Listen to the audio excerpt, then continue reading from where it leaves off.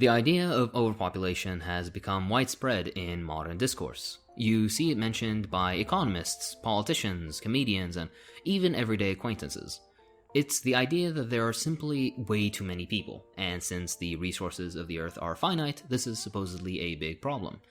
You really do see this argument popularized nowadays. The thing is, though, it's all nonsense. There's no such thing as overpopulation.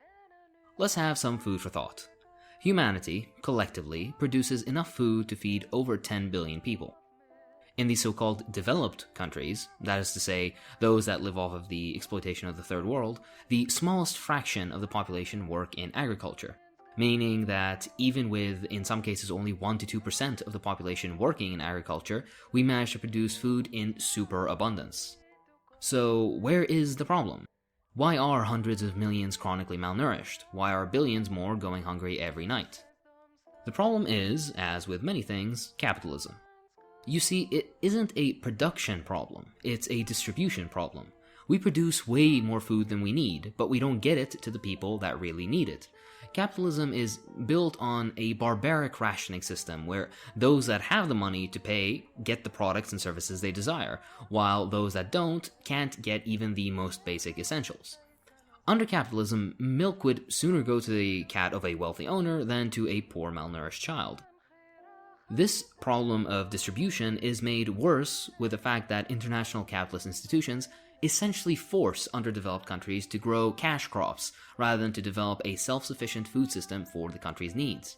When they can't meet their own needs, they resort to loans or to aid, both of which are systems designed to further entrench these underdeveloped countries into their neo-colonial status. The real tragedy, or comedy depending on how you view it, is the supposed solutions provided to this problem.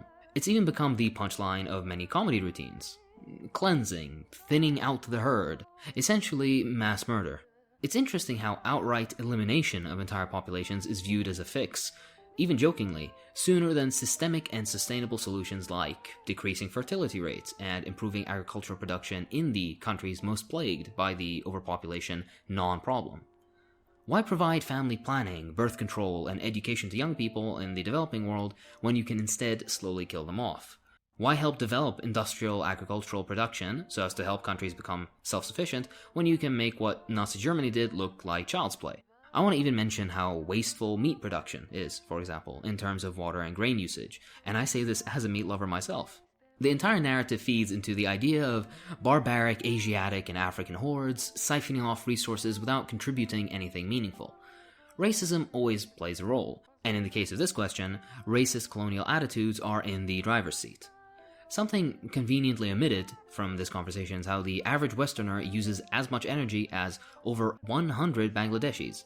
People scoff at the amount of children a woman has in the third world. It's conveniently never mentioned that an Indian woman with, say, 7 children would have to have 24 more children to match the environmental and resource impact of a single American child.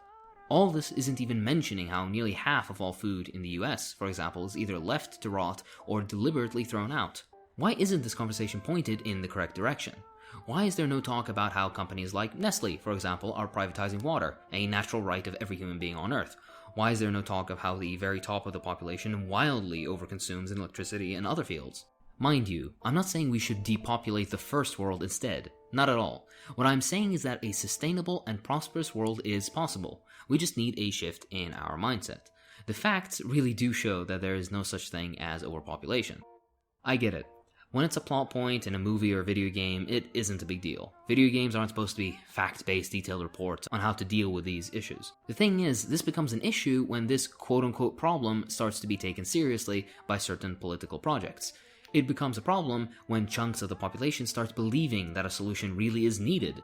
Climate change will only exacerbate the problems we currently face, and when that happens, video game villain plans start to become real proposals for what some governors will want to do. Thanks for watching. This was another bite-sized video since many of you enjoyed the shorter stuff.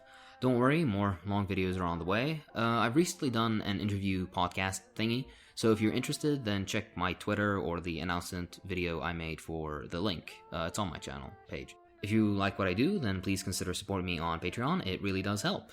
I'd like to thank my patrons, so thank you to Sasha Navaseta, Zarin Orsin, Xiaoyan Zhang, Laurie Voldemar Minialo, Khan, Daryl McFarlane, Ring, Andy Haywood, Eli Garzon, Faustin, Henry Ashurst, Industrial Robot, Ray Hoganson, Tristan Druyan, Ren Cale Lancaster, Libertarian Stalinist, Ahmad Abdi-Jabbar, Wes Franklin, Manda, Mia Nakano, Liam Sapanen, Connor O'Reilly, Brennan Ruffing, Adam Traby, Jedi Davion, Nutrang Heimlunde, Matt Smith, Mika Argyropoulos, Baz, Peter Coffin, Zatlarani, Comrade Pengu, and of course Charles. Thank you, Charles.